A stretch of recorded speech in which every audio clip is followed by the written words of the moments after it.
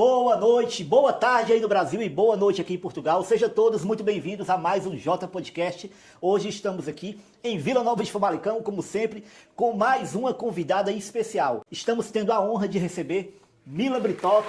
Seja muito bem-vinda, Mila. Muito obrigado pela disponibilidade de estar aqui com a gente nesse dia chuvoso. Hoje caiu muita chuva, a Mila ia atravessar alguns quilômetros para estar aqui com vocês, dando aí a sua contribuição de conhecimento para nós aqui do canal. Mila, já te apresentei um pouquinho, mas eu quero que você se apresente aí para quem não lhe conhece, que eu acho difícil. Então diga aí quem é a Mila Britoque para o nosso público aqui do J Podcast. José, primeiro eu quero te agradecer o convite, tá? É uma honra estar aqui participando. Eu pude acompanhar um pouco da tua trajetória, de quando você estava no Brasil até aqui, e ver você aqui, ver seu podcast, ver sua gráfica, enche meu coração de orgulho, de verdade. Se você está aqui no podcast do José, porque você conhece o José, e se você viu através do meu Instagram, deixa eu te falar, esse cara literalmente me enche muito de orgulho. Eu acho que as pessoas, os seus familiares, as suas filhas também, né? Deve ter muito orgulho do pai que elas têm, porque é um homem guerreiro, trabalhador, como você falou, faz tudo. Eu não sei nada, mas eu faço tudo. E pra quem não me conhece, gente, eu sou a Mila Britoque. Eu moro aqui em Portugal há 5 anos, mais ou menos, eu acho que eu produzo conteúdo há quase 5 anos, 4 anos e um bocadinho.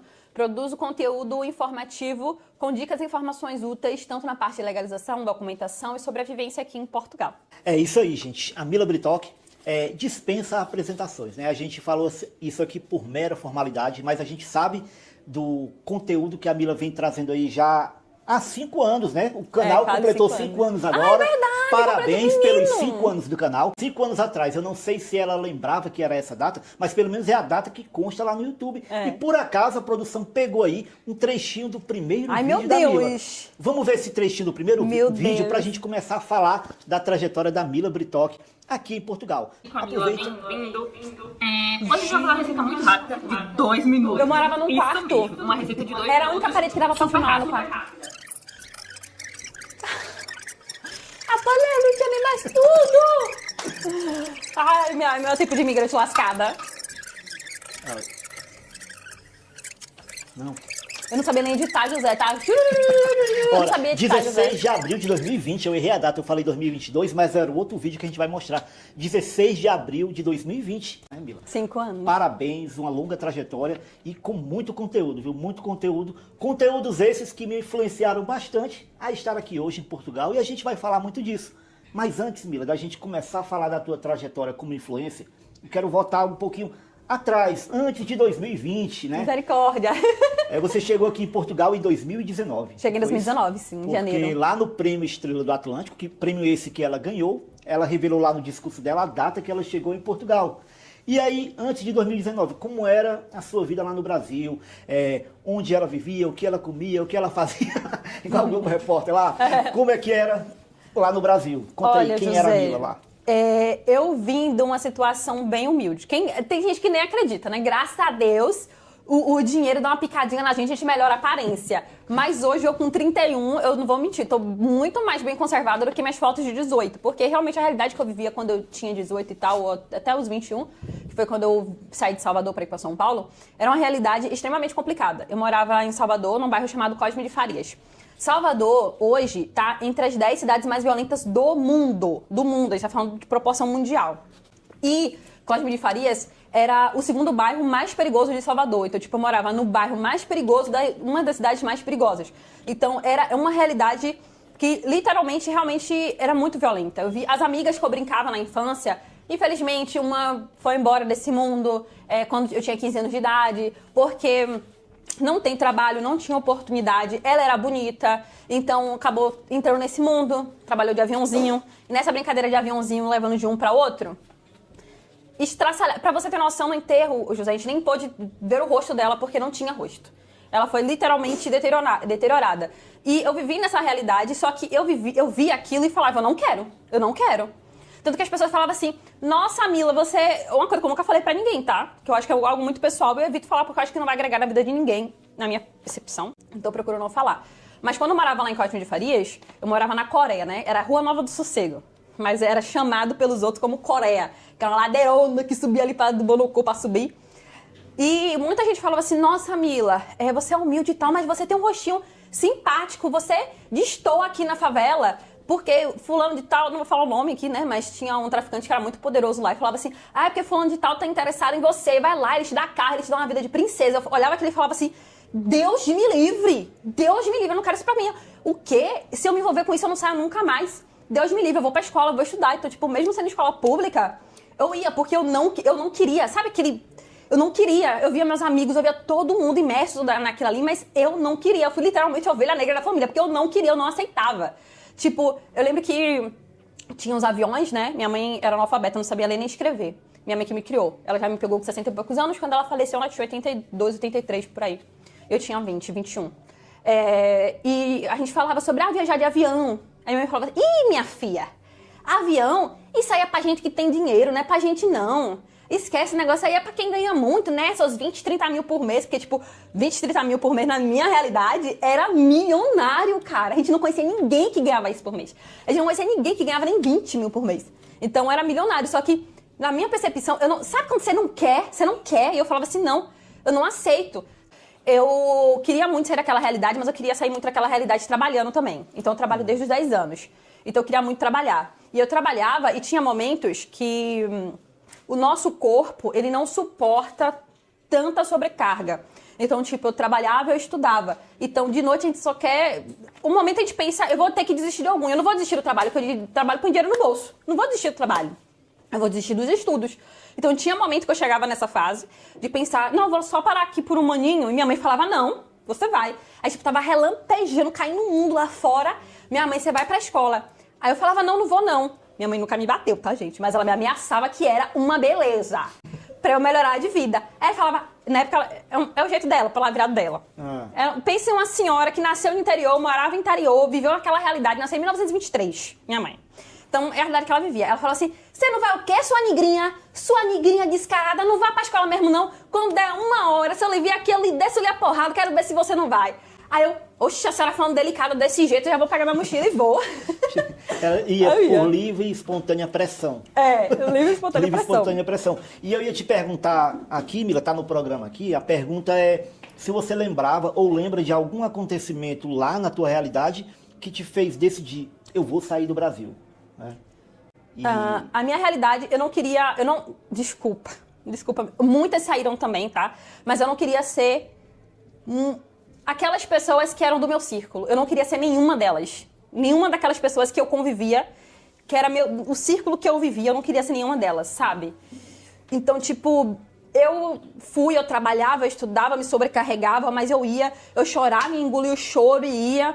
Quando eu era pequena também eu trabalhava. Nossa, quando então a gente entra na fase da adolescência, o nosso corpo vai se formando, fica ainda pior, porque entra ainda outros fatores que ainda é bem mais difícil. Então, tipo, eu fui viver naquela realidade, mas eu queria sair, sabe? É inexplicável.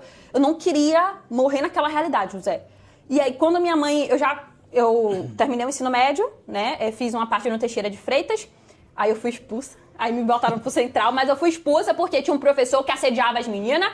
E você vê que eu sou assim, mas eu sou assim desde quando eu era adolescente. Aí eu fiz um barraco na escola. Aí ele veio me assediar. Quando ele chegou a mim, eu falei assim, meu amor, comigo não. Que ele assediava as meninas pra dar nota para as meninas passar de ano. Aí eu falei, meu amor, posso perder? Aí ele falava, você vai perder. Eu falei assim, poxa, me reprove que eu vou espalhar pra escola inteira aqui. Só assediadorzinho de pi. Aí espalhei pra todo mundo. Eu era terrível. Gente, hoje eu sou controlada. Eu era terrível. Aí a diretora, pra conter, era um professor de muitos anos de casa, tinha 20, 25 anos de casa. Aí pra conter, eu fui convidada a me retirar da escola. E aí eu fui convidada a me retirar e aí eu fui pro Colégio Central só pra fazer a 4ª unidade. Então, tipo, eu me formei no Central, mas eu só fiz a 4ª unidade no Colégio Central. Eu fiz meu ensino médio todo no Mário Augusto Teixeira de Freitas, que é um colégio também público lá. Fiz até a 3ª unidade do 3º ano no Teixeira. E aí eu fui pro Central, concluí no Central. E aí depois eu fiz o meu curso de cozinha no Senac, porque eu precisava ter uma profissão, que minha mãe falava, né? Quando minha mãe faleceu, eu lembro que eu fiquei muito triste, porque eu passei por muitos problemas. E na época eu falei assim, eu falei mesmo pra mim mesma, lá na casa dela, deitada na cama dela, chorando. Eu falei assim, cara, minha mãe falou assim, eu não tenho mais nada aqui nesse lugar, eu não tenho mais nada que me prenda aqui nessa cidade. Hoje eu tô renascendo. Hoje o falecimento da minha mãe é o meu renascimento. E se eu for escolher pra renascer em algum lugar, eu quero escolher onde eu vou renascer. Eu estou cansada de contar moeda pra escolher se eu almoço, janto ou tomo café. Eu me recuso a ficar nesse lugar. Se eu quero renascer, eu vou escolher o lugar que eu quero renascer e eu estou indo pra São Paulo. Aí eu tinha um dinheirinho guardado, uma merreca, menino, 4 mil reais guardado, que foi o dinheiro de uma vida inteira de trabalho, tipo, dos meus 10 aos meus 18, foi o que eu consegui, dos meus 20, desculpa. Dos meus 10 aos meus 20, foi o que eu consegui juntar, 4 mil reais. Todo o dinheiro de uma vida. Aí eu falei, cara, vou me jogar para São Paulo. E foi aí que veio, né? E aí eu fui para São Paulo. E essa frase aí de contar as moedinhas do almoço, café e janta, foi uma figura de linguagem ou já passou realmente por isso em algum momento? Cara, eu passei isso em José com mais força em São Paulo. Eu não vou falar que eu passei isso em Salvador, não vou falar isso.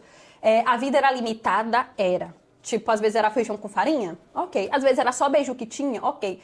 Mas eu não vou falar que eu passei, nossa, teve um dia que só tinha água. Em Salvador, eu não vou falar isso, porque minha mãe, por mais que não tenha sido a mãe que me jogou nesse mundo, ela me pegou pra criar quando eu tinha 1 ano, mas foi a melhor mãe que o mundo poderia ter me fornecido na vida. Ela me ensinou, ela me deu formação de caráter, ela me ensinou sobre respeito, ela me ensinou que a minha dignidade valia mais do que qualquer coisa. Então, quando, por exemplo, o meu professor me assediou em troca de nota, minha formação de caráter sobre o que a minha mãe me ensinou e além. Eu também uma vez fui assediada quando eu trabalhava na Contax, que foi meu primeiro trabalho de telemarketing. Eu tinha 18 anos, ainda novinha, com aquele corpo novinho, flor da idade, cabeça imatura. E tinha um supervisor também que na época falou assim, olha, você vai ver todo mundo crescer nessa empresa, menos você. Eu vou te afundar aqui. Mas é muito fácil você sair disso, é só você sair uma noite comigo. E tipo, ele falava isso na frente de todo mundo, a ponto de atendimento todo, José, com 50, 60 pessoas. Então, ele não tinha vergonha nenhuma de expor aquilo, porque ele fazia isso com todas. Todas as meninas subiam de cargo e subiam porque saía com ele. E ele era casado. Casado, tinha filha, a mulher ia lá, fazia barraco na porta da Contax. E, tipo, e ele queria que eu me prestasse aquele papel. E eu não me prestei porque isso foi minha mãe que me ensinou formação de caráter. Por mais que eu fosse pobre, lascada, eu não poderia me vender. Isso foi uma coisa que minha mãe me ensinou. Em nenhum momento da sua vida se venda. Não venda nem seu corpo, nem sua dignidade. Venda seu trabalho, seu conhecimento, seu corpo e sua dignidade, nunca. Então, tipo, foram fases que eu fui passando. Não vou falar que foi fácil, foi difícil. Mas foram pontos, sabe, que minha mãe foi me ensinando. Então, nessa questão, eu não vou falar que eu passei fome, porque minha mãe tinha dias que eu falava assim, minha mãe, ai, um beijuzinho. Ela fazia um beijuzinho, sabe? Ai, minha mãe, beijuzinho, posso comer? Aí ela, pode. Aí eu, pô, toma esse aqui. Aí eu comia, né? Aí eu, e a senhora não vai comer? Não tenho fome, não. Só que, tipo, eu não entendia naquela época o não tenho fome, não. Só que agora eu lembro que eu ia no armário e não tinha mais nada. Não tinha pão, não tinha beiju, não tinha nada. Ou seja, só tinha aquilo. Então, eu não passei fome porque ela me blindava, sabe? Ela me blindava do mundo, inclusive nessa parte. Então, eu não passei fome em Salvador porque eu tive uma mãe excelente, maravilhosa. Só que São Paulo, sim, São Paulo eu passei por dificuldades maiores porque eu por eu mesma, né? Não tinha mais uma mãe ali pra blindar. E agora, me fala um pouquinho pra gente dessa nova fase. Aquela menina de Salvador, né? Estudiosa, que tinha a mãe ali, agora já não tinha mais a mamãe e teve que se virar sozinha lá em São Paulo. Como é que foi essa transição e essa migração de Salvador para São Paulo? Como é que foi? Olha, foi um baque muito grande, porque são culturas completamente diferentes. O Nordeste e o Sudeste são muito distintos, os povos e as culturas. No Nordeste tem muito uma cultura de amizade, de companheirismo. Tipo, a gente conhece uma pessoa hoje, parece que a gente é amigo de infância. E a gente vai muito se ajudando, né? Na pobreza, a miséria vai atraindo uma amizade que a gente vai ali, enfim, né? A gente vai se ajudando um ao outro. Em São Paulo é cada um por si. Fala assim, você mata um leão por dia. Em São Paulo, meu amor, é um leão por hora que você mata, né? Por dia, não. Então, tipo, eu fui jogada naquele mundo, mas eu escolhi ir pra lá. Só que assim, São Paulo também é a terra das oportunidades. As oportunidades que não existiam em Salvador, que eu nem sabia que poderia existir, em São Paulo existia. Tipo, em Salvador eu trabalhava como cozinheira, recebia um salário mínimo. Eu trabalhei primeiro como operadora de telemarketing, fiz o dinheiro. Depois de trabalhadora de telemarketing, eu tava fazendo meu curso, né? No Senac simultaneamente. Me formei e eu lembro que eu formei dia 7, dia 10, formei dia 7 de setembro, dia 10 de setembro eu já tava trabalhando na cozinha. Também, pobre não tem tempo, né, meu filho? Tem conta, não tem tempo. A gente já tem que estar trabalhando. E mesmo com formação, era o mínimo. Quando eu fui pra São Paulo, eu fui para a área de vendas, porque na Contax eu era muito boa vendedora na Contax. Na Contax eu conseguia ganhar um pouquinho mais. O salário era 600 e poucos reais, se eu não me engano, dava para ganhar um pouquinho mais, eu ganhava 1.000 e pouco por causa das vendas. Então, quando eu fui para São Paulo, eu vi que São Paulo pagava um mínimo também para cozinheiro. Mas nas vendas recebia mais. Foi aí que eu conheci uma outra realidade. Claro, conheci uma realidade também de inveja, de um querendo derrubar o outro sem motivo, de um roubar a venda do outro, enfim, né? Aquele mundo, mas também eu conheci o mundo de se fazer muito dinheiro, entendeu? Então, tipo, o salário, eu lembro que eu trabalhei na Vivo, né? Na época, no Shopping Granja Viana, que era lá. E outra coisa, que não tem na Bahia. Em São Paulo, eles dividem o shopping por classe.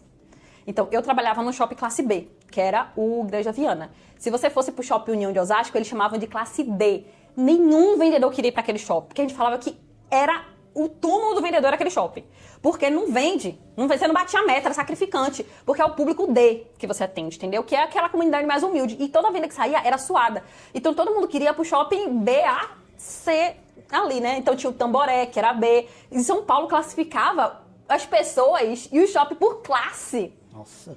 Então, é toda essa realidade de mundo, né? Que eu fui ver que a gente é um número, eu aprendi em São Paulo. Eu não aprendi na Bahia.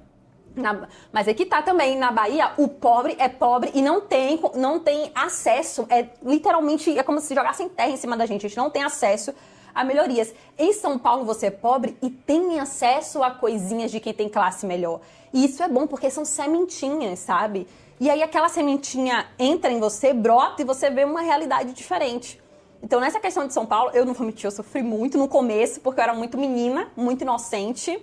Né? Ainda vinha aquela menina de Salvador, sofri muito preconceito. Tinha cliente que falava... Eu tinha um sotaque muito pesado da Bahia, né? Aí ele falava assim, você é nordestina? Não quero ser atendida por você não, nordestina, cabeça chata.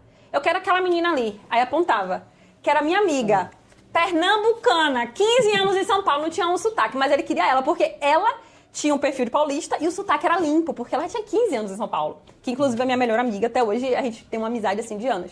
E aí ela chegava em mim, como ela era nordestina também, e ela sabia o que eu tava passando porque ela passou quando chegou em São Paulo. Aí o olho já enchia de lágrima, né? Outra coisa que São Paulo me ensinou e eu aprendi, ela, respira fundo, vai pro fundo da loja, engole o choro, passa uma maquiagem e volta pra frente. Eu vou atender ele, mas você não vai parar o seu dia. Você vai voltar, você vai trabalhar, porque você tem que bater sua meta e você tem contas pra pagar. Não tem, amiga? Eu falei, tenho. Pronto, aí eu ia pro fundo. Tipo, e ela via, ela não me deixava desabar. Se fosse paulista, eu deixava eu desabar pra eu passar vergonha, pra eu perder cliente, pra eu perder o dia. Porque isso era venda pra ele. Se eu me apagasse naquele momento, ele ia ganhar em cima da minha perda, sabe? Da minha derrota, E como ela era nordestina também, ela sabia que eu não poderia me deixar cair, não em público, pelo menos. Porque ela também era nordestina, ela também passou. Então, tipo, eu tinha essas ajudinhas dela meio que... Eu acho que era até de forma, sabe? Não, era sem querer. Mas, tipo, ela me dava e foi por coisas que eu fui aprendendo e vendo um novo mundo em São Paulo. Então, São Paulo, pra ti, foi uma grande escola, né? Foi. Um grande salto, assim. Tu viveu, eu acho que... Quanto tempo em São Paulo? Vivi 3 anos em São Paulo. Viu 3 anos, passou 10 anos em 3 anos ali, de experiência, né? Uma coisa que eu falo, se você é nordestino, foi pra São Paulo, Portugal é fichinha. Você tira isso aqui de letra. São Paulo é uma escola de vida. Eu vivi 20 anos em 3. Quando eu cheguei aqui, apareciam as dificuldades, eu falava, ixi, isso aqui... Eu ria em São Paulo pra passar nisso aqui. Isso aqui eu passava em São Paulo dando risada. Entendeu? A pessoa fala, xenofobia. Xenofobia? Você não sabe o que é um paulista com nordestino. Você não sabe o que é xenofobia. Então, Mila, esse teu comentário aí me fez lembrar de uma coisa, responde a alguns comentários que eu já ouvi a teu respeito.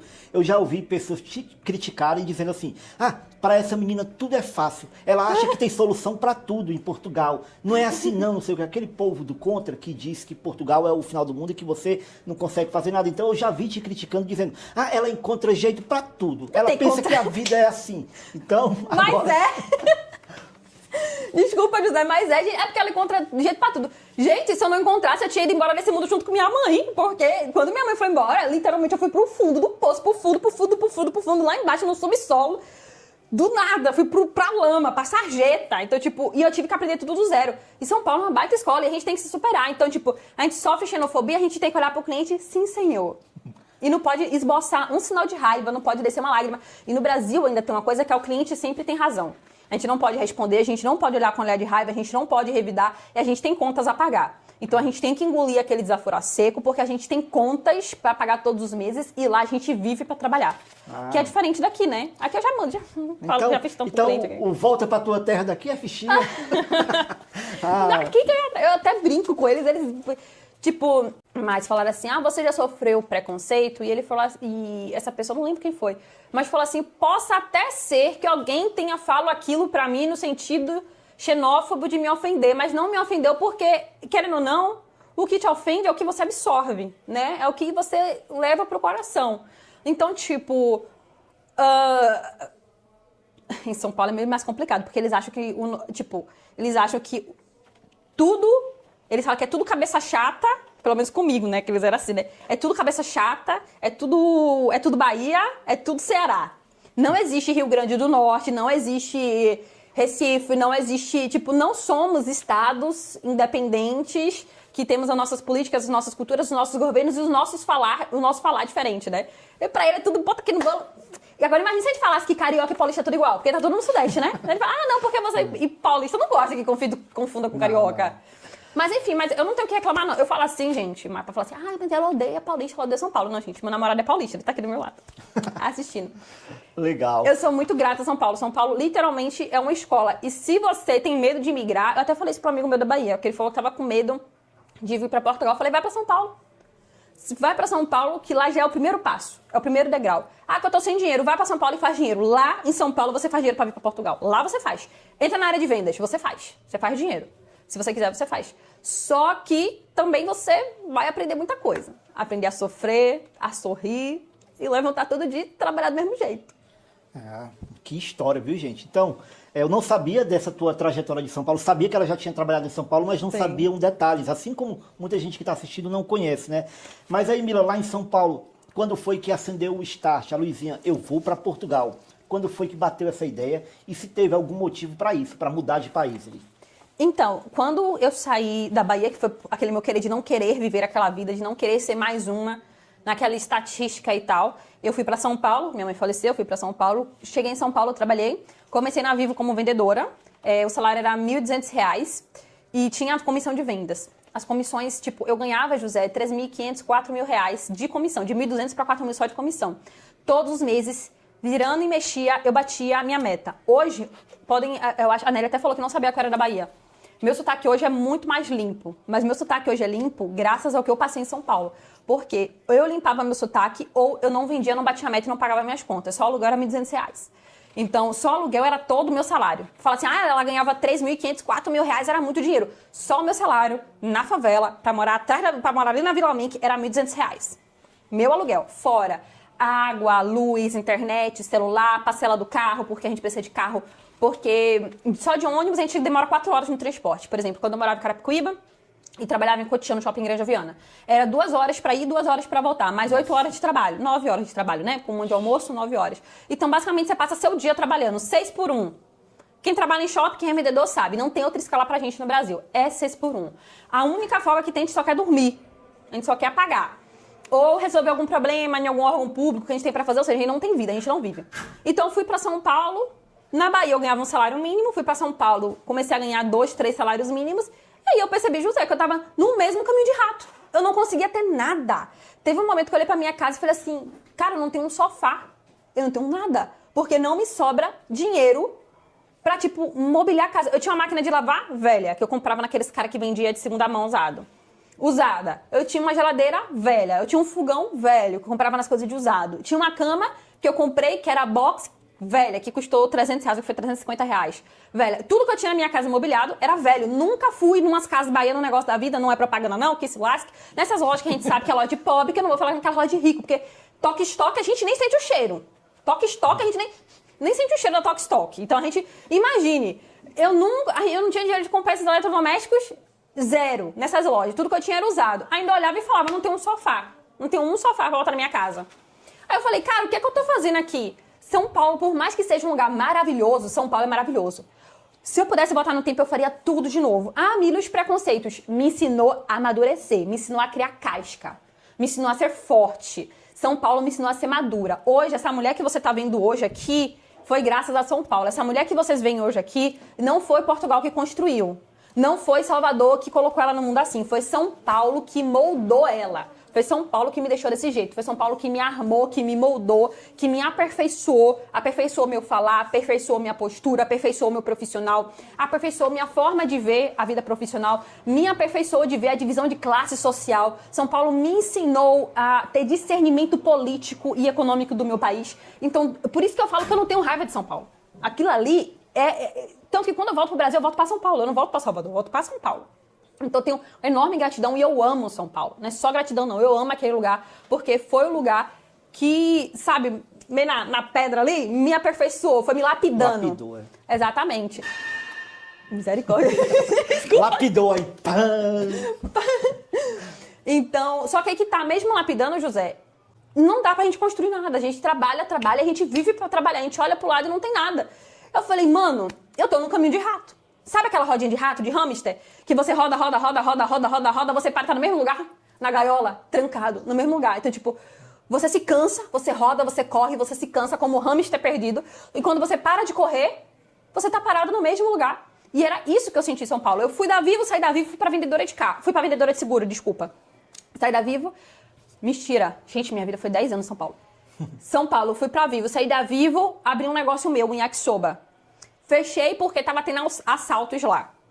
E eu sou nordestina, eu sou sangue quente. E eu falava, se me assaltasse, eu vou reagir. Eu não vou deixar o cara levar minhas coisas tudo aqui do restaurante. Eu vou puxar a primeira faca que tiver na cozinha e vou pra cima dele. Só que ele vai estar com a arma e vai dar na minha cabeça. É isso que vai acontecer.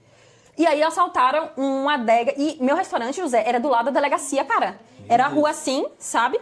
Era ali no Parque Jandaia. Se você é de São Paulo, você vai saber, era no Parque Jandaia. Tem a delegacia ali no Parque Jandaia, né? E tem uma rua assim de lateral. O meu restaurante ficava ali na esquina, que eu acho que hoje tem um negócio de ovo lá. Na esquina, assim, ficava o meu restaurante. Era o Yuan China Food, ficava ali do lado. E tem uma adega lá na frente, de cerveja, na frente da delegacia, que é a rua aqui na frente da delegacia tem uma adega. Nesse dia assaltaram essa adega na frente da delegacia e os policiais não fizeram nada. O ladrão foi lá, fez, bordou, levou dinheiro, entrou no carro, saiu e não fizeram nada. Aí o meu motoboy, que veio na hora, falou assim, Mila, fecha tudo, fecha tudo, fecha tudo.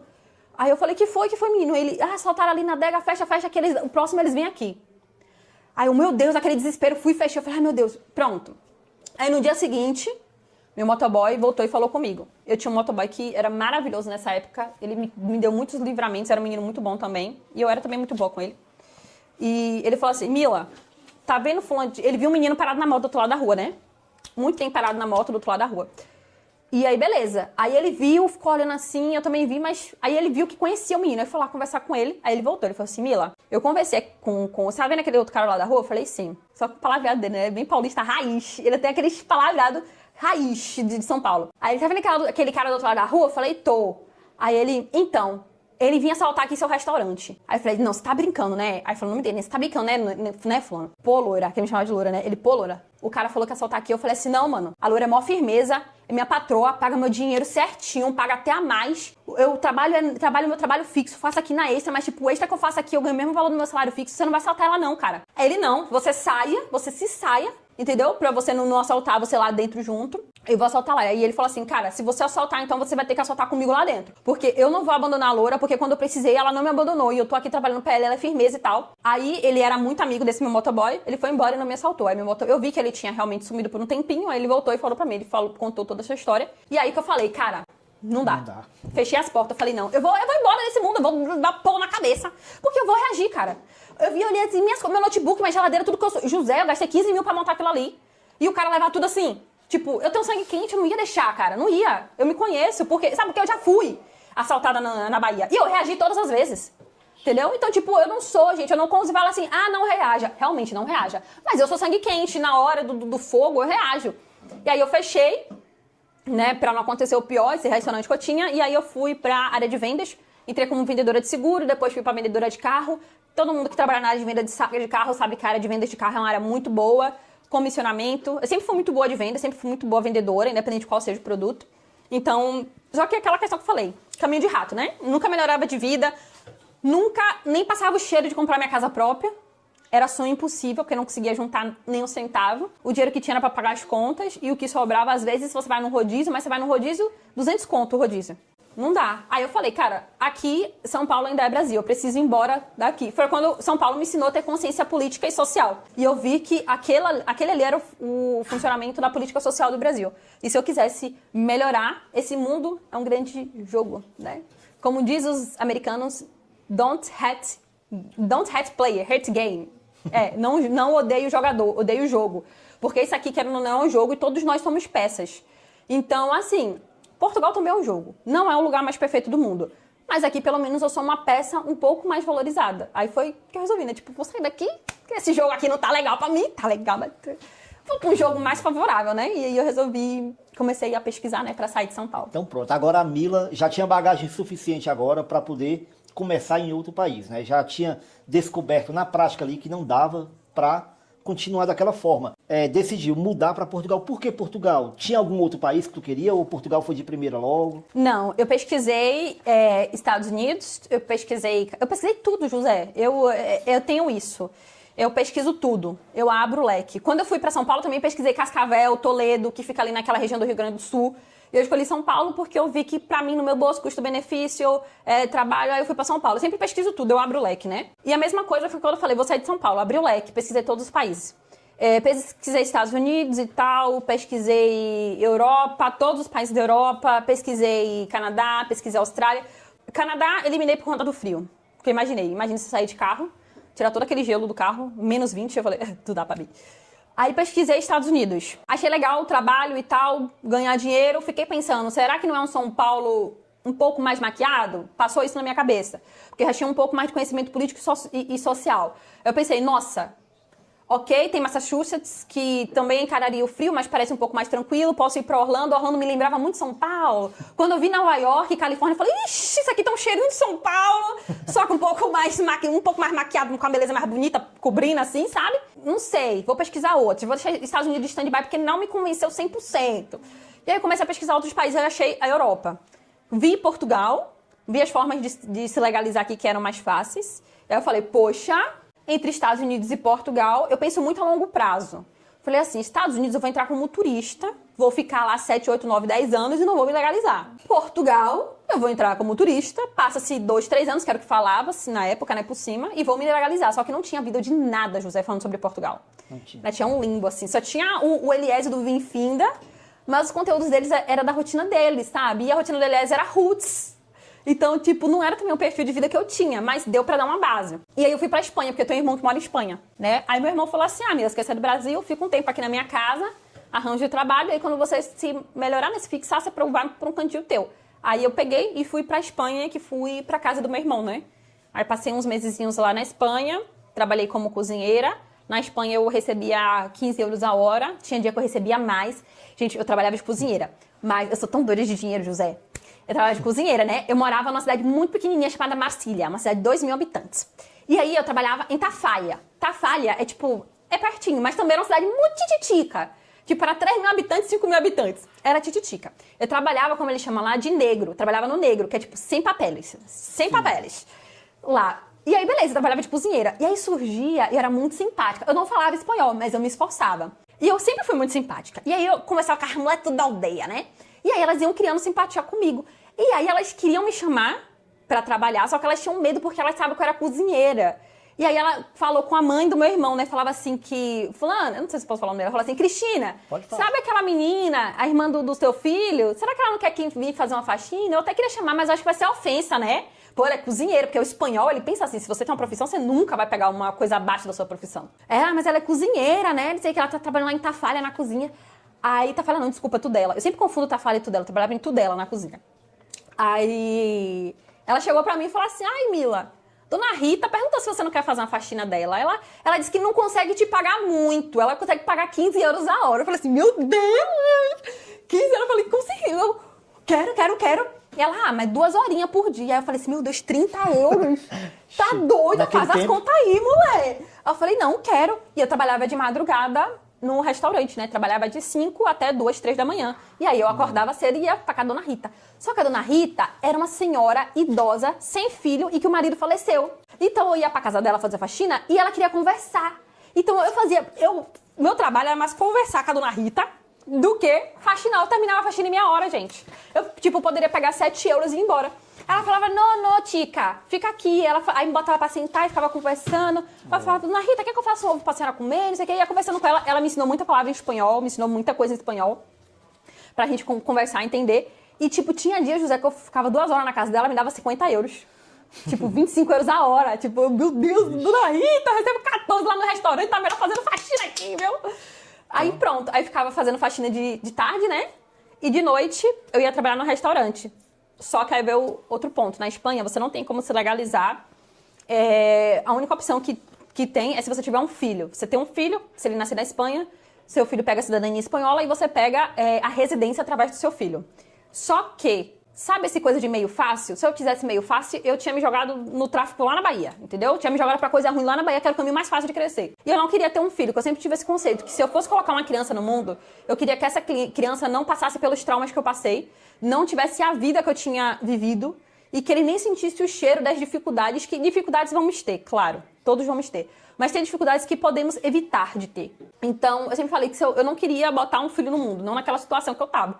Então, não era pra mim se legalizar daquela forma. Muita gente se legalizou daquela forma na Espanha, mas pra mim não era o que eu queria, entendeu? Eu parei pra pensar, aí eu tava trabalhando na época lá no restaurante, e aí teve um dia que os Forales, gente, era uma cidade tão pequena, e os Forales foram lá.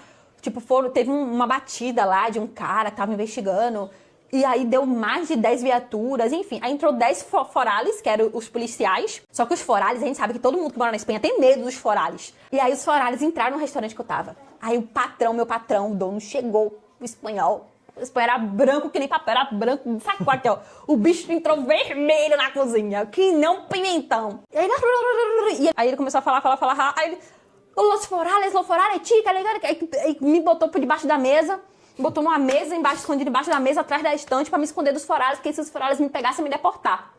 E eu fiquei lá sentada, escondida, e pensando, José, isso é vida? Se esses policiais entram aqui, meu patrão pega uma multa e eu sou deportada, pra que lugar eu vou? Eles vão me deportar pro Brasil. Aí me fala, eu vou passar 8, 9, 10 anos nesse país, fugindo da polícia, sem poder comprar uma casa, sem poder ter uma vida. Foi aí que me veio o outro gatilho, né?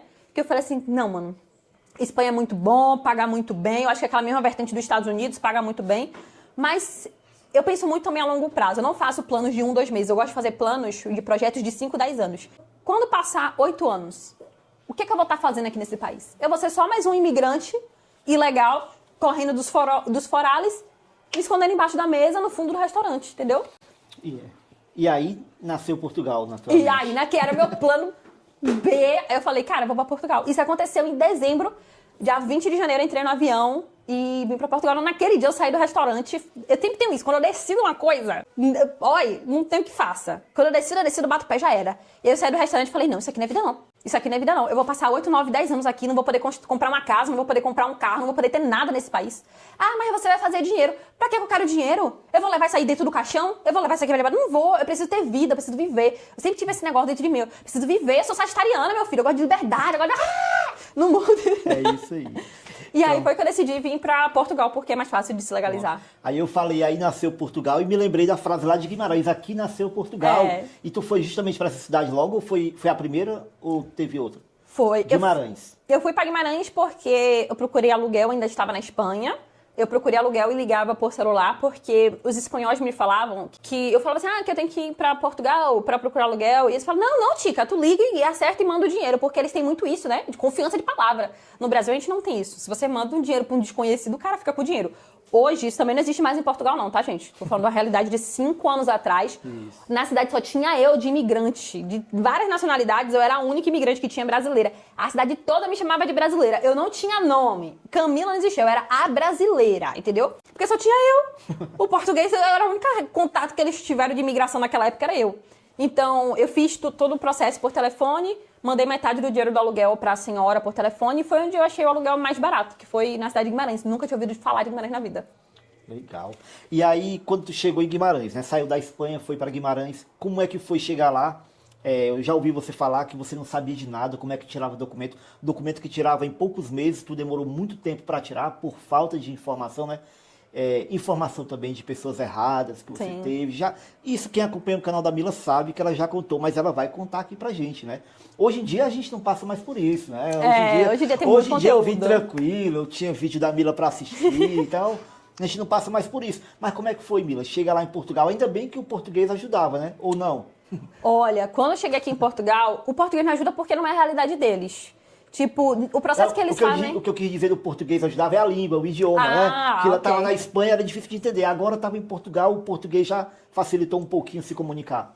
Ou não? Pior que não, José. Eu cheguei aqui em Portugal, fui fazer meus documentos, né? E fui procurando saber informação e tal, mas enfim. Eu fui fazer a minha primeira entrevista e eu fui fazer com português. E ele começava a falar, eu não entendi, eu bolhufas.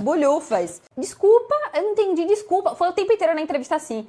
Aí ele perguntou onde eu trabalhava, e eu falei que eu trabalhava em Navarra, e ele era de Navarra também. Aí ele falou, minha esposa é de Navarra. Minha esposa também é minha esposa é de Pamplona. Eu falei, Pamplona. O pai do meu irmão trabalha em Pamplona. E aí ele começou a falar em espanhol. Eu falei, meu amor, vai ser aqui mesmo. E aí eu fiz a entrevista toda em espanhol, porque eu entendia mais o espanhol do que o português de Portugal. Então, meu primeiro trabalho aqui em Portugal, porque aí também não tinha conteúdo de português na internet, né? Então, toda minha primeira entrevista em Portugal, ele falando português, eu não entendi nada. Nem parecia que era o mesmo idioma. Ele falava, o quê? E aí, só desenrolou a entrevista e ele até me contratou porque eu falei que trabalhava lá, que tava de Navarra e tal, e a esposa dele era em Navarra, então criou essa conexão. E aí, ele falou uma frase em espanhol, e nessa frase que ele falou em espanhol, eu peguei, emendei, já joguei espanhol em cima, e aí toda a entrevista foi em espanhol. E foi assim que, tipo, o espanhol foi mais fácil que o português, só pra você ter noção. Pra mim, né? Porque eu já tava na Espanha antes. E aí, com quanto tempo tu conseguiu trabalho quando tu chegou lá em Guimarães? José, no dia seguinte, se eu te falar, acredita? Dia seguinte? E foi na área de cozinha também? Foi, cozinheira. Quando eu cheguei, você tem que analisar muito também o mercado, né? Por exemplo, eu era cozinheira na Bahia. Cheguei em São Paulo, vi que a cozinha era muito ruim, mas a área de vendas era boa. Fui para a área de vendas. Cheguei aqui em Portugal, vi que a área de vendas não existe, não pode. Venda ativa, que você obriga o cliente a comprar alguma coisa, que é assim que eles interpretam, não pode existir. Existe o atendimento ao cliente.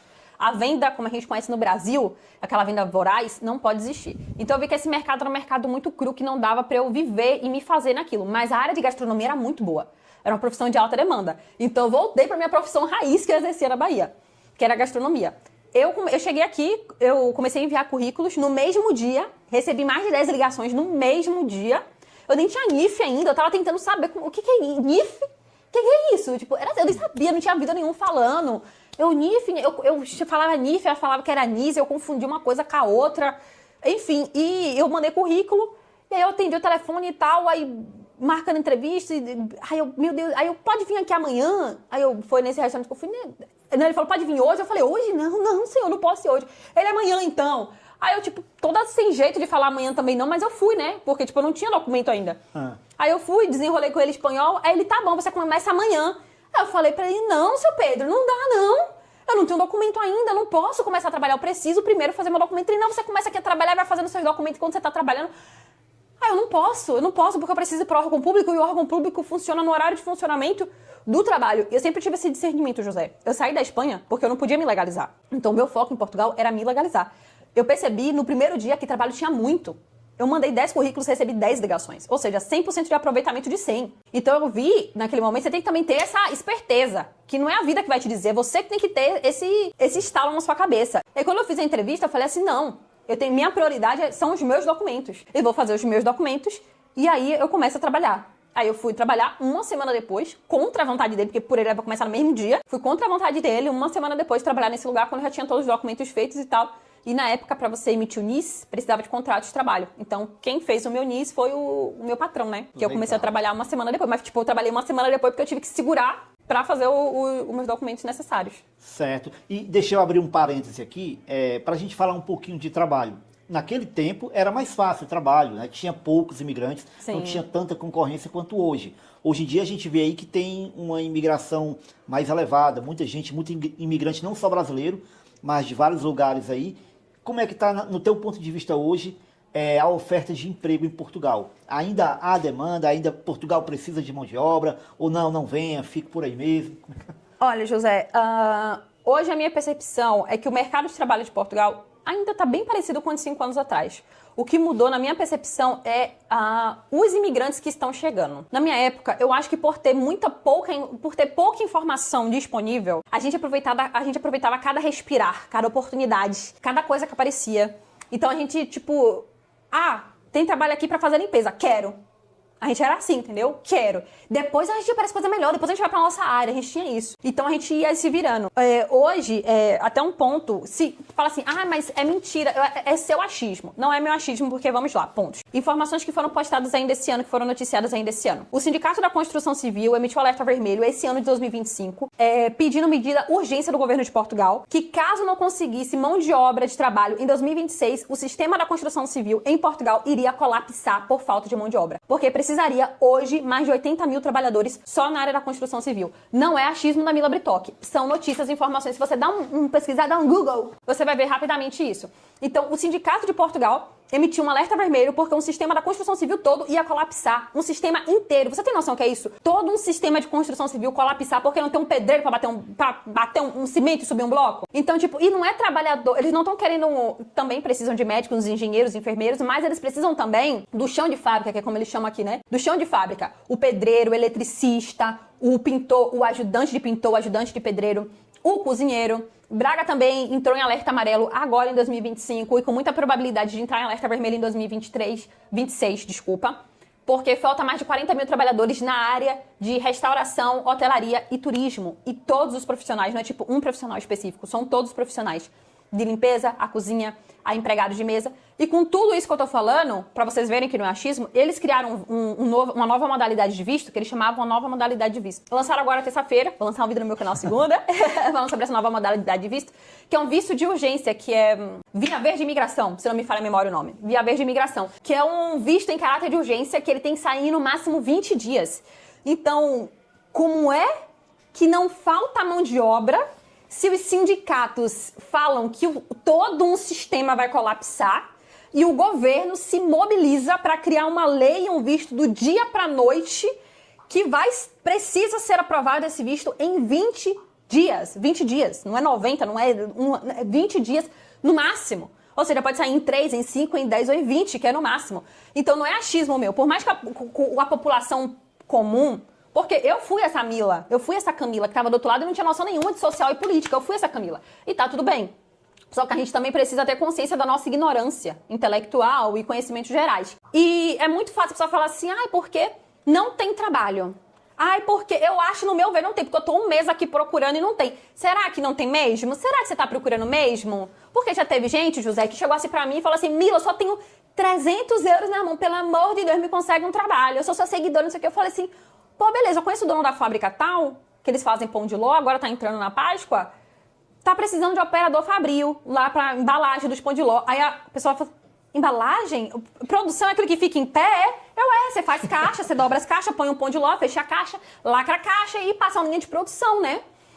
O dia inteiro em pé, né, Mila? Eu falei, o dia inteiro em pé, 5 por 2, né? Você folga 2 vezes na semana, mas é o dia inteiro em pé, porque é produção, não tem como trabalhar produção sentada. Ah, não, Mila. Produção não quero não, o dia inteiro em pé eu não quero não. Aí eu fiquei assim, né, José? Aí eu, tem um hotel lá, no centro de Guimarães, que eu sou cozinheira, né? Por acaso eu fiz uma consultoria lá no restaurante, eles estão precisando de empregado de andar. O que é empregado de andar? Eu falei, empregado de andar é um hotel. A pessoa vai pro quarto, sai do quarto, alguém precisa arrumar. É a pessoa que vai lá, tira os lençóis de cama, troca o lençol de cama, passa o aspirador de pó, passa um pano num lugar, limpa a casa de banho, porque são quartos com casa de banho. A pessoa já fala assim, não limpeza? Deus me livre, amigo. Não, limpeza não, Mila, pelo amor de Deus. Aí eu falei assim, meu amor, desculpa, mas eu não posso te ajudar. Você tá lascada com 300 euros porque você precisa estar lascada com 300 euros. Fábrica eu não quero porque é o dia inteiro em pé. Limpeza eu não quero porque a limpeza, Deus me livre e me guarde. Tá lascada aqui. Tem gente que tá lascada porque quer. Tem gente que tá lascada porque merece estar lascado. Desculpa, mas tem gente que tá aqui lascado. Se você vê fulano de tal chorando na internet lascado, às vezes a pessoa merece estar. Entendeu? Porque você não sabe a realidade que tá acontecendo com ela por trás. Então eu percebi que é muito essa nova imigração. Também tem muito filtro, né? De eu não quero se não for na minha área. Eu não quero se não for de segunda a sexta. Trabalhar final de semana, Deus me livre. E aqui é 5 por 2, gente. Mas tem as extras que você às vezes trabalha 6, 7 dias. Ok, mas é extra. Eu sou 6 por 1 Brasil obrigatório.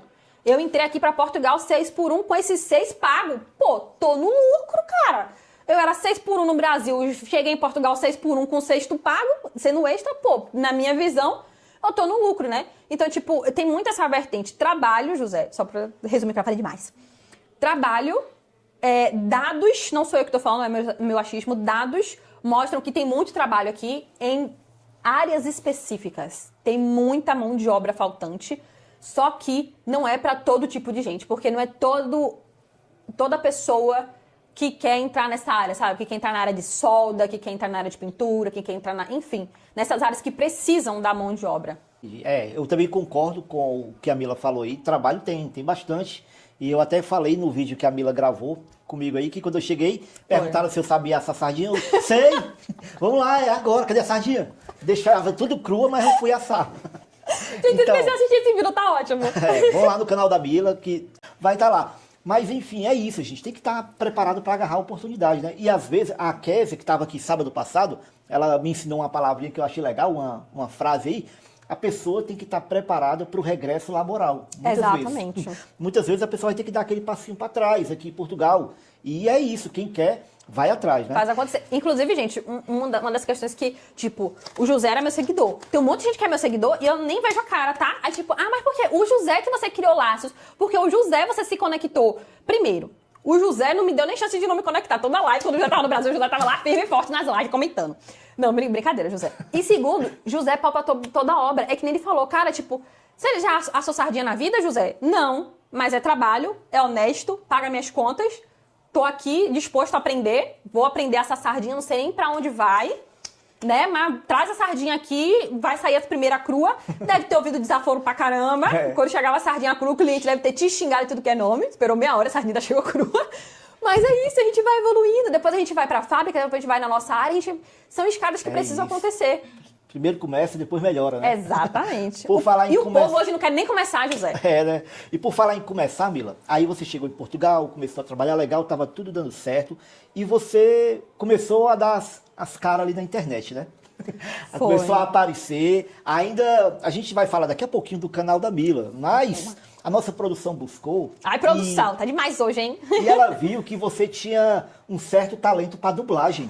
Dublagem, vamos ver a Mila dublando, tem aí. Ela pegou no TikTok esse negócio. Vamos lá. Ó, Bárbara, o que é que eu te disse? Eu já te disse para não andares a patanhar o chão, caralho. Estás a gozar com a minha cara. Pois é, ó, pra quem acompanhou aí o TikTok da Mila, eu não acompanhei nesse tempo, Mila, confesso. Isso aí foi pesquisa que a gente foi buscar e tem muito vídeo lá, a Mila fazendo comédia lá, dublando. Vão lá, pesquisem lá no TikTok da Mila que vocês vão encontrar. Aí a Mila começou a gravar dublagem, aí depois foi pro YouTube, começou a gravar ali uma receitinha, como a gente viu no primeiro vídeo dela aí, ela ensinando a frigideirazinha lá que não tinha mais nem a...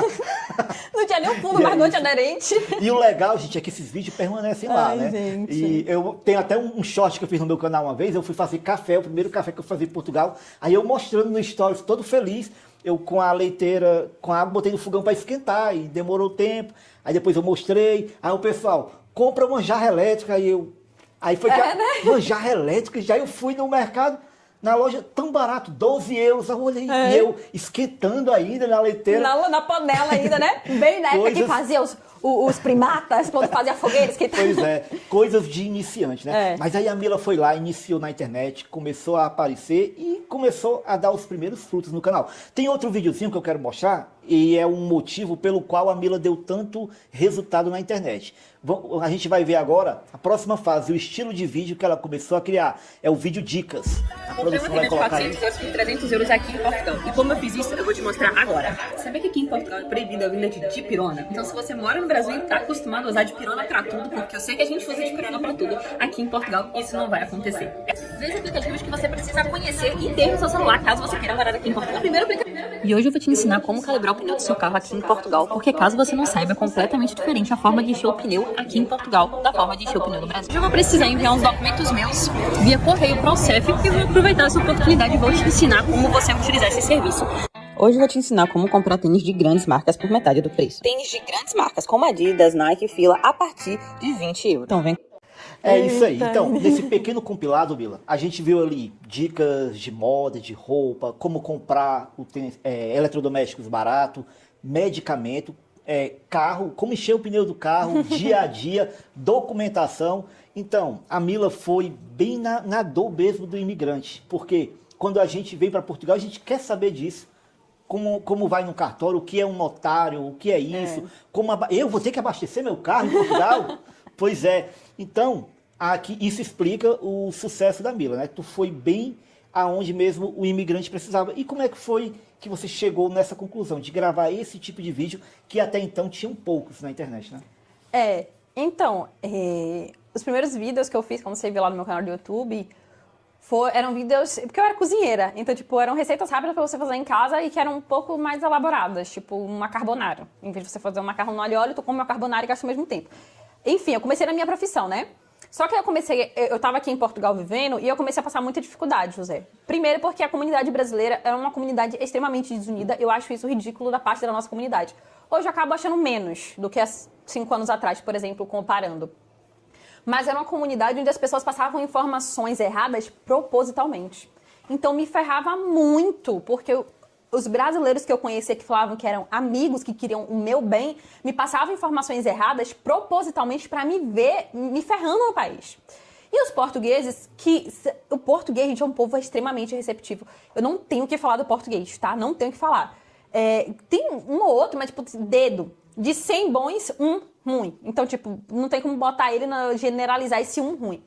Né? Mas o português até queria ajudar, mas como é que ele ajuda? Não é a realidade dele. Ele já nasce com NIF, ele já entra na maioridade com NIS, ele já nasce com BI, com cartão cidadão, tem tudo lá aclopado no cartão cidadão, que é só passar no chip e tá ali, entendeu?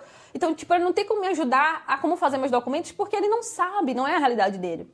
E os brasileiros que estavam aqui sabiam, não ensinavam. E os que ensinavam, cobravam um rim e ainda cobrava para te ensinar metade. E aí você só fazia metade e ficava metade do passe. Como é que você ia pra outra metade? Aí você ia procurar a pessoa te cobrava mais 100, 200 euros pra te falar a outra metade que você pagou inicialmente pra saber tudo. E aí eu vi aquilo e eu fiquei, tipo, extremamente indignada.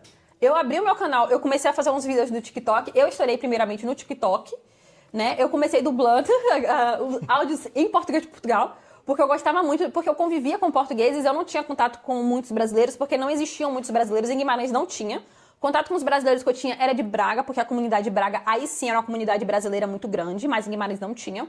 Então, o contato que eu tinha 24 horas no meu dia eram de portugueses. Então, eu trabalhava o dia inteiro, conversava o dia inteiro, era com portugueses, e eu gostava do sotaque deles, eu achava legalzinho, gostosinho. Ficava o dia inteiro ouvindo eles, aí eu fazia os vídeos no TikTok, dublando áudio deles. E eu achava engraçado o jeito deles falarem, porque eles são muito, muito estourados, né, pra falar. E não é estourado de briga, não, é que eles são assim mesmo, eles falam alto, e eu falar alto deles. E eu achava muito engraçado que, tipo, quando ia no restaurante pessoas nativas de outros países e falavam um outro idioma, tipo, sei lá, chegava um alemão e chegava falando em alemão. E não falava o idioma, era muito engraçado. Porque ele falava, é isso aqui. Aí a pessoa não entende, porque você tá falando em português. Ele, isso aqui, pá! Aí a pessoa ficava assim, aí ele gritava mais alto ainda. Aí eu ficava rindo assim. Achava que o grito era tradução. Ele não entende que o grito não era tradução. Mas eu adorava aquilo neles. Tipo, era tão espontâneo. Eu gravei os vídeos no TikTok, né? Porque eu achava legal o jeitinho deles. Só que aqui tá, essa revolta minha não dava pra trazer pro TikTok, porque o TikTok era vida de 15 segundos. Como é que você explica como fazer um NIF em 15 segundos? Não dá. E aí no TikTok eu ensinava, mas com dancinha. Super aleatório, tipo, nossa, mas era o que dava pra fazer, 15 segundos. E aí eu fui pro YouTube. E aí no YouTube eu comecei a fazer vídeos mais elaborados. Tanto que até me perguntam assim, nossa, Mila, qual foi o vídeo que você estourou? Que eu acho que é a pergunta clássica que todo mundo faz, que, quero viver de internet. Mila, me ensina, qual foi o vídeo que você estourou? Né? Então, eu não tive um vídeo que eu estourei, tá, gente? Eu comecei a fazer vídeos, tipo o meu primeiro vídeo. Como se legalizar em Portugal entrando como turista, porque foi como eu vim. Eu peguei, joguei tudo, ó. Só joguei assim, ó, José. Tudo no chão. Falei, ó, o processo é esse. Porque na época os brasileiros chegavam aqui e falavam, não, porque eu vim pra Portugal com 50 mil reais, eu vim com visto de empreendedor. E aí eu conheci o cara que assinava o NIF, né? E eu tinha uma conversa com a mulher dele, com a esposa dele. Aí ele, fulano de tal? Não, fulano de tal entrou como turista, meu marido assinou o NIF dele. Eu falei assim, mas ele me disse que veio com 50 mil reais como empreendedor. Ele, mentira, mulher, isso aí chegou um lascado, não tinha nem 150 euros no bolso. E aí eu percebi que, tipo, era uma comunidade com muita soberba, com muita coisa, ninguém ajudava o outro e mentia muito.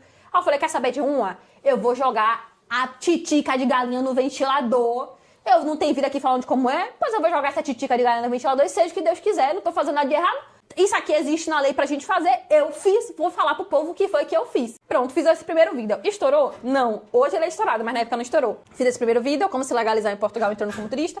Depois fiz como fazer seu NIF, depois fiz como fazer o NIS, depois como conseguir alugar barato em Portugal, depois como comprar um carro barato em Portugal, depois preço do supermercado em Portugal, como conseguir economizar em Portugal. Fiz uma sequência de vídeos num período de 1 ano. José foi 1 ano, sem crescer, só fazendo.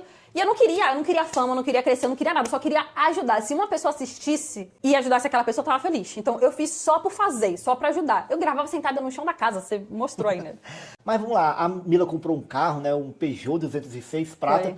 Inclusive, foi o mesmo carro que eu comprei quando eu cheguei. O primeiro carro.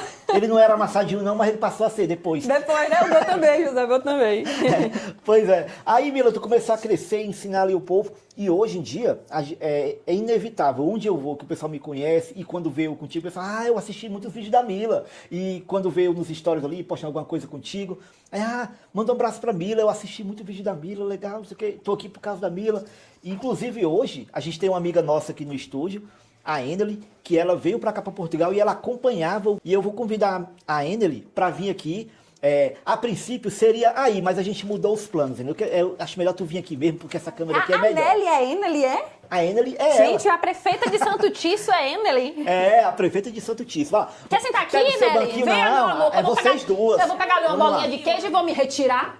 Não, é? vem, vamos Não, lá. o quê? ao Peraí, vivo, agora é eu ao peguei a vivo, bolinha de gente. queijo, vou ter que comer. Aqui, Só José. só assistir o canal da Mila. Sim, esse dia que eu na Mila, conheci Mila aqui hoje, né? Que bom, minha mulher, meu Deus do céu. Descobriu que era tua conterrânea. Nossa, descobri, olha, assistia um certo tempo, né? Porém, hoje que eu vim descobrir que Mila é minha conterrânea, né, Mila? Não é, mulher? É também porque o sotaque depois Praticamente, se camuflando muito com o tempo, né? exatamente, praticamente é o quê? A mesma cidade quase, né? É pertinho, já fui pra muito São João lá. em Vila do Gente, Conde. ele já foi muito pro São João na minha cidade, mas eu não vi Mila, viu? E a gente... Tava mais destruída a mulher naquela fase. Não tinha dinheiro pra manter, não. Um cabelo hidratado, não tinha. Pois é, e a gente tá tendo um encontro aqui real, gente, de uma pessoa, uma seguidora e uma influencer, né? E aí, a Nelly, que é a Enely, qual foi as dicas da Mila que te ajudaram? Consegue lembrar assim, alguma que tu, nossa, esse vídeo da Mila me ajudou bastante? Olha, eu vou optar por o último, acho que o último ou penúltimo, não sei, que é o tal do kit da sobrevivência aí, né? Ah. Não vou voltar muito lá atrás, não, José. Eu vou aqui pelo kit da sobrevivência, né, Mila? Porque, inclusive, eu tava até conversando com meu esposo que você deu a dica do que comprar, Sim. das coisitas, né? Eu fui no mercado, comprei, gente, mas o meu já acabou tudo. Você comeu, mulher, vai pra botar na mochila, mulher, não me diz Jesus. Já acabou tudo. Então eu tenho que reassistir o vídeo de Mila Refazer o e kit, refazer o kit. Legal, e Enely, teria alguma coisa que você queria perguntar pra Mila agora, pessoalmente? A Mila, Ah, eu a Mila quero. Tá representando aqui os seguidores da Mila. Na verdade, algumas Faça mesmo, perguntinhas, ação né? dele. É umas perguntinhas básicas que eu selecionei aqui pra perguntar a Mila, Vamos. né, Mila?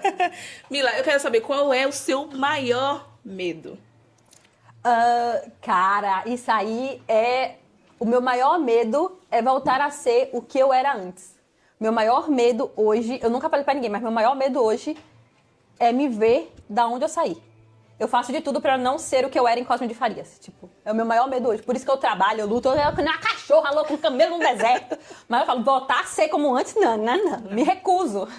Gente, a história dela é muito bonita, na verdade, algumas coisas eu tava ali no cantinho, me identificou bastante, porque eu imigrei também para São Paulo, passei por algumas dificuldades e costumo sempre dizer que São Paulo me ensinou, né? São Paulo foi ali uma faculdade e quando eu cheguei realmente em Portugal, nada mais me abalou. Se eu tive algum motivo de desistir, eu desistiria lá em São Paulo, né? E As pedras lá é mais exatamente, forte. é muito mais forte, exatamente. E aqui realmente não abala tanto, né, Mila? O Como- trabalho... Fala assim, porque o trabalho em Portugal é pesado. Ô, meu amor, você nunca trabalhou em São Paulo, não, né? Na vida. Exatamente, Então, lá é 6x1 e realmente acaba que trabalha mais, né? fora as extras. É isso. Tem outra perguntinha aqui, Mila, rapidinho. Se sua história fosse um livro, né? Porque aí a gente já vê que já dá pra escrever um livro, né? Isso, era uma enciclopédia de 2.000 folhas. Sim, Mila, sua história já dá pra escrever um livro, né? Meu Deus do céu. Já dá pra ganhar um dinheirinho aí. Tá, e se sua história fosse um livro, o que você colocaria na primeira página? Caramba, Nelly, o que eu colocaria na primeira página? Que a sua história e as realizações do que vai acontecer no caminho depende única e exclusivamente de você. Não depende de mais ninguém. É porque eu tive uma infância traumatizada. Depende de você. Você pode fazer terapia e superar. Para isso acontecer, você precisa ter consciência, é o primeiro passo. Conscientização de onde você está e de onde você quer chegar e dos seus traumas. Eu sei muitos meus defeitos. Eu sei. Se você perguntar meus defeitos, eu sei de qual é salteado. E quando eu faço alguma coisa que eu sei que eu extrapolei, eu sei que eu extrapolei. Isso é consciência de você saber o que você é, onde você está errando. E ter essa consciência te faz muito ver que tudo que acontece na sua vida e até onde você quer chegar depende única e exclusivamente de você. Independente dos traumas que você passou, do que você viveu, ainda depende única e exclusivamente de você. Parabéns, Mila. Tem direito mais um, José? Não, José, não. Pode ir embora. Oxi. Devolve meu podcast. Tem direito a mais um, ainda posso devolver? Vai, mais um. Mais um, rapidinho. Vai. Quais são as suas maiores realizações na vida até hoje? A maior realização da minha vida não é o carro bom que eu tenho, não é as minhas contas bancárias, que eu tenho mais de uma hoje, graças a Deus, não são meus investimentos que eu tenho aplicados no banco, não é a minha casa própria.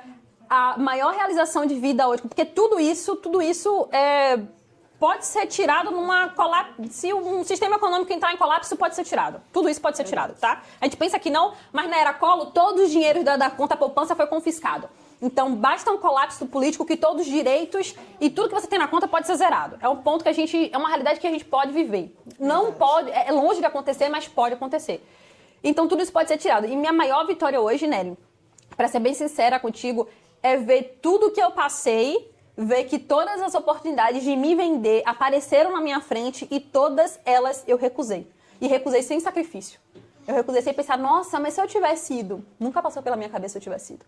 Acho que não valeria a pena, entendeu? Então, acho que essa é a minha maior vitória hoje.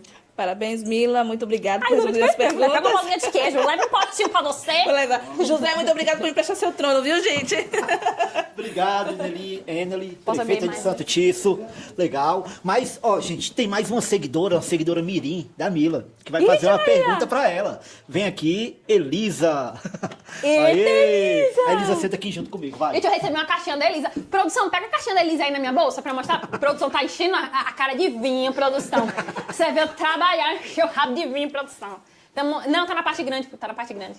Pronto. Olha, a Enquanto produção isso... tá ali doido já. Me dá, eu abro aqui. Minha filha tá ao vivo. Ela viu, Aqui, olha... olha, gente, eu aponto pra onde, José? Tá em qual ali, câmera? quero- A pequenininha? acho que não vai dar pra ver Não tanto, vai dar. mas... Ó, que depois- linda, foi ela que fez. Legal. Adorei. E ela tem uma perguntinha aqui pra ti, Tu viu? tem? Primeira pergunta, depois... Vai. Quem dá mais trabalho? O seu marido ou o seu gato? Nossa, Elisa, a pessoa tá ali, horário de serviço, com um copo de vinho, desse tamanho, porque ele não toma taça, não, ele toma de xícara pra cima. Tá ali, é o meu maior trabalho ali, ó. E ainda vai lá pra minha cara e fala assim, não, vou de juro que eu tô bem, entendeu? Eu falei, não vai não. Não, meu gatinho ainda é quietinho, ele. Meu gatinho é quietinho, Elisa. Mentira, ele é um furacão. Ele não deixa ter... Ele destrói, você viu? Ele destrói a parede da minha casa, ele dá uma de Miley Cyrus na minha cortina e fica... Like you any, mano, minha cortina se balançando, entendeu? eu já vi um vídeo seu. Ele destrói meu sofá, mas a minha vida parece que eu atraio essas pessoas. Gente, é liberdade, eu deixo as pessoas serem livres pra ser o que ela é, inclusive meu gatinho. Então, ele é livre para destruir, desejo de destruição. Mas acho que entre o gatinho e o Eric, os dois dão muito trabalho, mas acho que o Eric dá mais, viu? O Eric dá mais. Legal. E a gente tem uma lembrancinha aqui que a Elisa trouxe da JP Gráfica. Vai lá. Ixi, cadê? JP Gráfica. Posso abrir? Pode abrir. Gente, eu conheci Elisa, essa princesa lá na obrigado, Estrela do Elisa. Atlântico, ela nem tinha um pra mim. Eita, participação especial. Tchau. Olha, na Estrela do Atlântico. Nem sei se tá filmando, mas não sei se deu pra ver. Legal. Que lindo. Muito obrigado. Obrigado, José. Pela disponibilidade. Não acabou ainda. A gente tem aqui algumas perguntas ainda sobre o canal do YouTube, né? Por falar em Estrela do Atlântico, Ih, estão tá me ouvindo bastante bem? bom. Tá dando pra ouvir, né? Pronto. Por falar em Estrela do Atlântico, a Mila foi a ganhadora do ano de 2023 do Prêmio Estrela do Atlântico, né? Prêmio esse que eu fui lá pra conhecer, né? Eu queria conhecer a Mila e não haveria oportunidade melhor do que lá no Prêmio Estrela do Atlântico.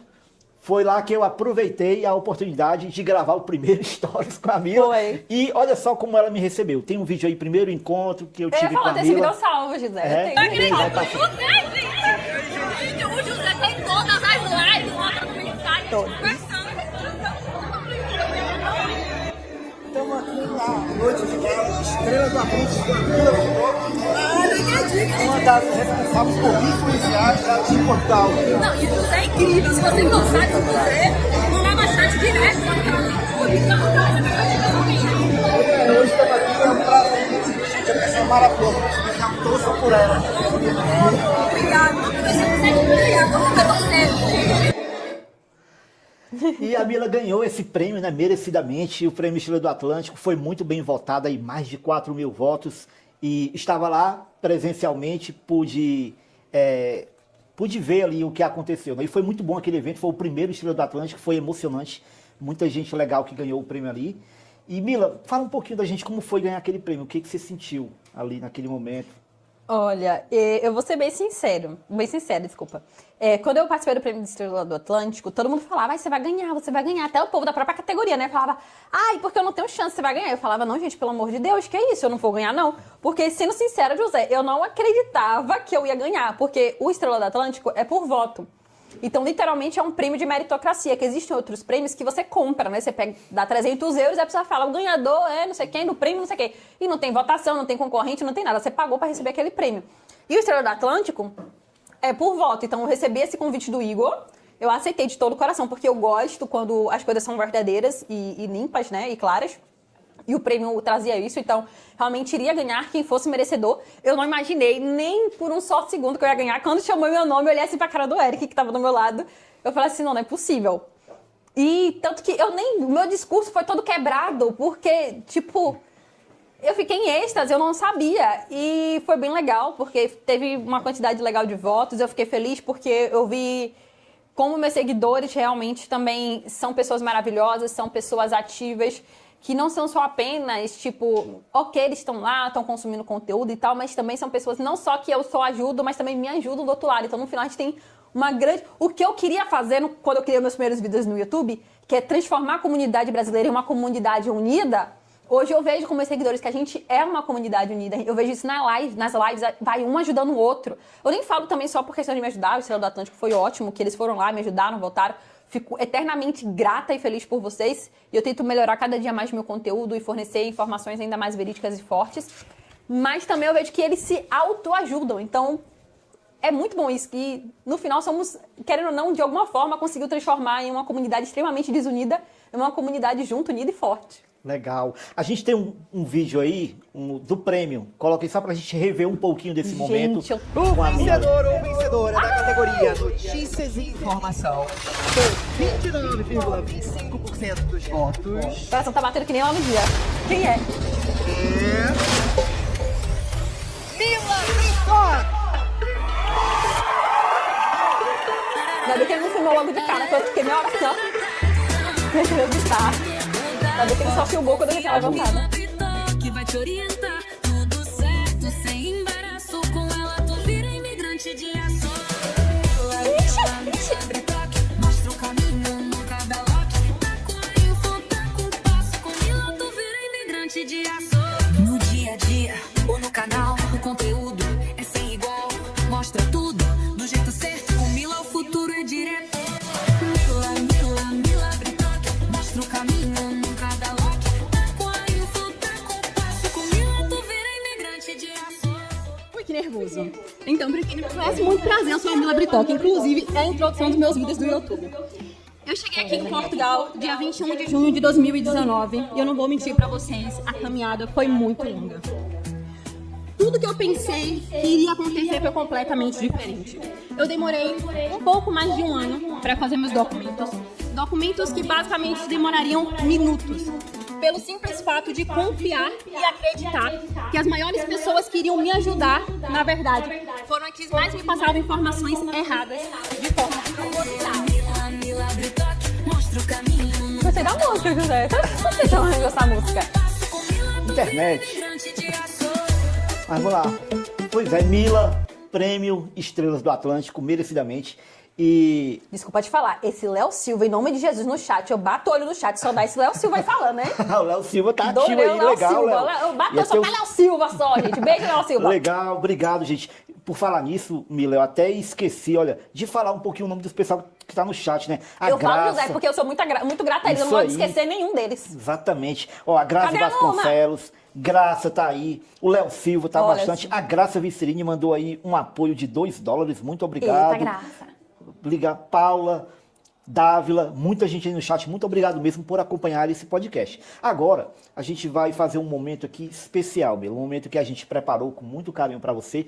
Esse vídeo é o momento inicial, a Elisa também vai participar desse evento. A Elisa vai Ela vir aqui?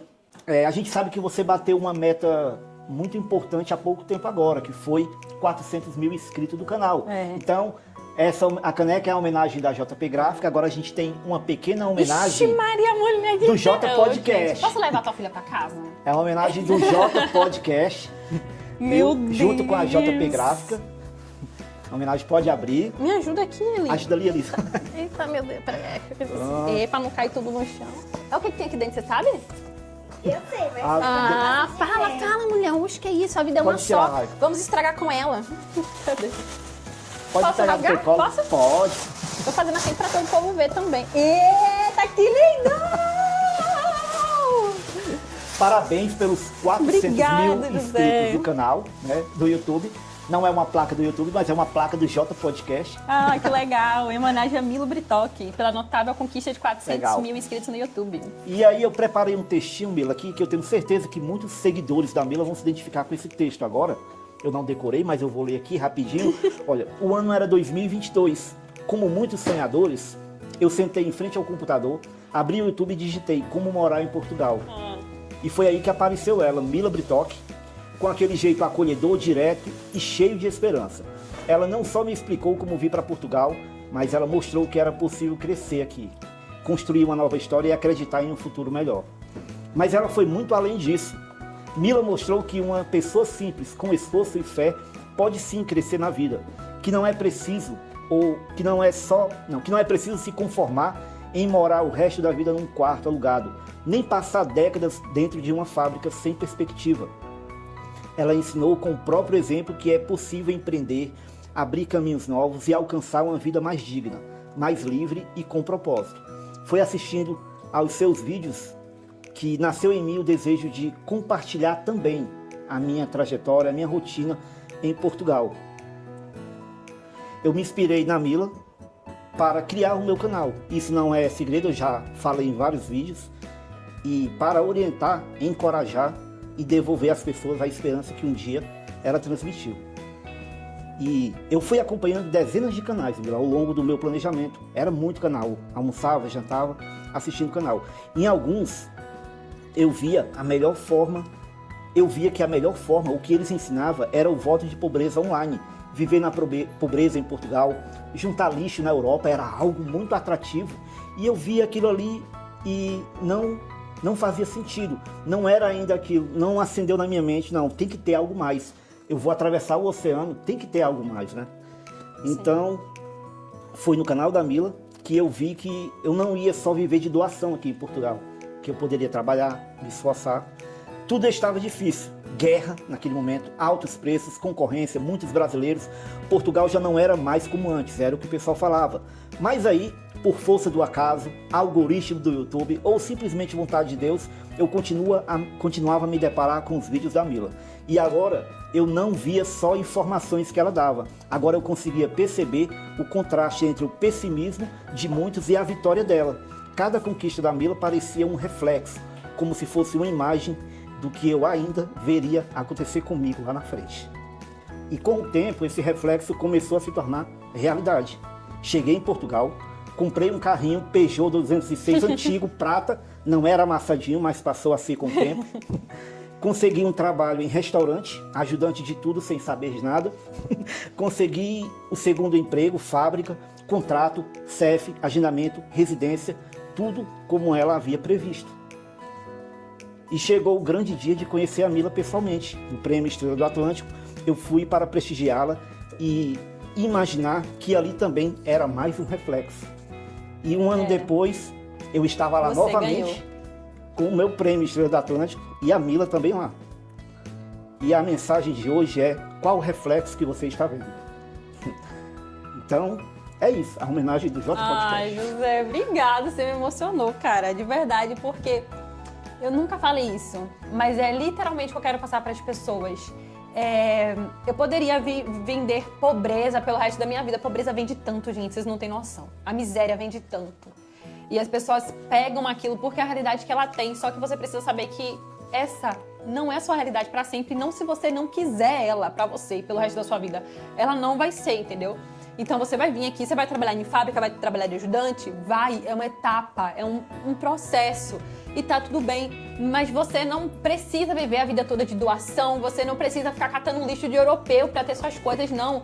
Você tá aqui pra trabalhar. Porque eu peguei um tênis da Nike do lixo, isso é o máximo. Não. Mas no Brasil nem tinha. Não, não é. No Brasil você nem tinha, mas você não vem pra cá pra pegar lixo de gringo, não. Tu vem pra cá pra trabalhar, pegar o dinheiro do teu salário, ir na loja da Nike, escolher o tênis que tu quer e você ser honrado de ir no caixa com a honra do fruto do seu trabalho, do suor do teu trabalho, pagar aquilo e levar pra casa. E vai muito além de um tênis, José. Aquilo ali é a esperança daquela criança que nunca teve oportunidade no Brasil, entendeu? E eu nem falo de mim, eu falo de muitos. Porque Pode ser um tênis para um, pode ser uma bola de futebol para outro, pode ser um PlayStation 5 para outros, pode ser um carrinho, entendeu? Cada um é a sua realidade, é a sua vertente. E era sempre isso que eu queria passar, eu não queria vender pobreza. Tanto que o que eu contei hoje da minha história pra você, eu não contei em lugar nenhum, gente. O que as pessoas sabem é o superficial. E eu não conto porque eu não quero remoer pobreza e miséria. Passei, mas eu não conto nem no meu próprio canal, porque eu não quero remoer que o pobre precisa ser pobre pelo resto da vida. Que não é porque você nasceu nessa situação que você precisa ser pelo resto da vida. E tem muita gente que quer se manter, mas se eu sair da fábrica as pessoas vão me parar de seguir, porque a miséria vende. Desculpa te dizer, isso é uma quebra social que também você precisa entender. A miséria vende, a miséria é lucrativa, a pobreza é lucrativa. O pobre precisa se manter na ignorância para manter o rico com o bucho mais cheio cada dia que passa. Porque se você produz, você tem direito a consumir o que você produz, entendeu? Se o pobre produz tudo, porque ele não pode ter o básico, não pode ter uma casa, não pode ter um carro, não pode ter um tênis, não pode ter uma blusa de uma qualidade melhor, sabe? Sem precisar pegar naquelas lojinhas que são mais baratas, que a gente conhece como 25 de março, o Brás, enfim. Então, era isso realmente, é o intuito no meu canal desde o início. Eu fiquei muito emocionada com o seu... Obrigado. Com o seu depoimento. Obrigado, José. Eu fico feliz que eu consegui transparecer isso, porque eu nunca quis ser famosa na internet, por isso que eu não acreditei quando eu ganhei o prêmio de Estrela do Atlântico, porque eu nunca quis ser famosa, nunca quis ser digital influencer, nunca quis ser importante. Falava, por que você não entra na associação, por que você não candidata? Nunca entrei, nunca produzi conteúdo para ganhar uma notoriedade, para entrar no mercado político, nunca. Não, eu entrei realmente para mostrar para as Camilas, para os Josés, para as pessoas que estão lá, que se você não quer aquilo, porque eu acho que ninguém quer, você não precisa se manter naquilo. Existe esperança. E se eu puder mostrar o caminho para a pessoa seguir, e pelo menos se for para ser algo na vida da pessoa, eu não quero ser pedra de tropeço. Eu quero ser esperança, eu quero ser luz, eu quero ser otimismo, eu quero ser fé. E eu acho que é meio que representa hoje, né? A gente está na Sexta-feira Santa, a gente está na ressurreição de Cristo. E eu quero ser isso, eu quero ser ferramenta dele. Que é outro ponto que eu não falo de Cristo, eu não falo de Deus, José, nos meus conteúdos nem nada, porque eu não quero apelar para a fé cristã para me promover, mas é uma coisa que eu sou, uma coisa que eu prezo muito na minha vida. Eu quero ser ferramenta dele, eu quero ser ferramenta do Senhor para ajudar essas pessoas que às vezes não estão achando uma luz no fim do mundo, do fim do túnel, né? Do mundo também, né? No fim do túnel. E se eu puder ser essa luz, cara, Pode deixar. Pra mim já vale mais do que qualquer dinheiro. Pois é. E hoje, o ano é 2025. Hoje, quem vai pesquisar aí como morar em Portugal, além da Mila, vai encontrar o José e vai encontrar dezenas de outros canais que hoje estão nessa mesma pegada aí, influenciando.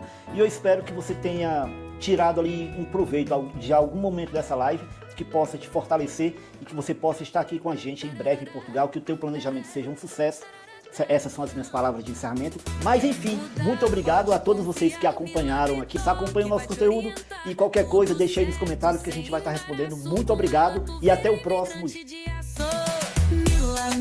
Mila Bretoque, mostra o caminho, nunca dá lock. Tá com a info, tá com o passo. Com Mila tu vira imigrante de aço.